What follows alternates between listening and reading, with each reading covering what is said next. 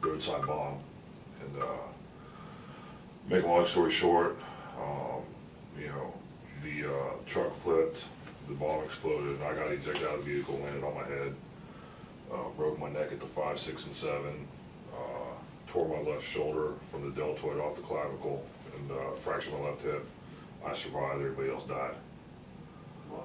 And where were you at the time? Baghdad. From the time that, like, when something like that happens, from the time you get injured and everything goes down, how long, do you know how long it is till, like, your medical support arrives, or, like, because you're out of it, you're, like, unconscious and stuff, like, how From what I understand, you know, there was, like, luckily there was air support in the area from the Air Force, and there was, like, a 9-minute turnaround, 9 minutes? I understand. So, from what I know, when the Air Force came in, from what I understand, it took, like, 45 minutes to sustain enemy fire, you know, to get everything safe, and that's when they got me loaded up and out. Okay. Now, all this stuff we're asking is not part of it. He's rolling, but we're not. It's not part of the interview. Yeah. But I just wanted to get a more, you know, in-depth personal, because I have a great appreciation for your sacrifice. You know right. what I mean? So, well, I appreciate that you look at it that way. Yeah. Because, you know, you'd be surprised how many Americans are still oblivious to, you know, what we did over there, and some of the things that happened to, you know, I mean, normal everyday people like me and you.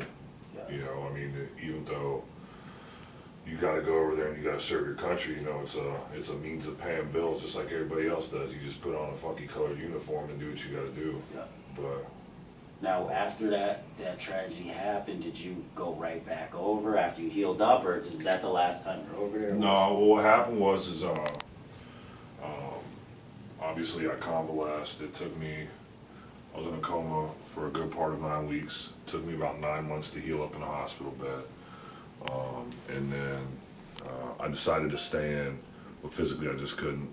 My body just couldn't handle the rigors of, you know, the whole daily grind of having to worry about going to Afghanistan, going to Iraq, doing all that stuff. So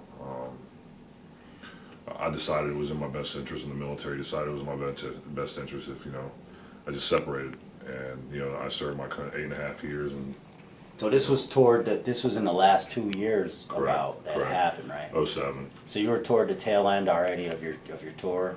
Well, I wouldn't say the tail end of my tour. It was actually in the beginning of my last tour. Okay. So, but it just has so happened to be the one tour that I volunteered for. You know, the rest of them I was told, you know, I had no choice, you know. Yeah. This is what you got to do, Eslinger. This is your mission.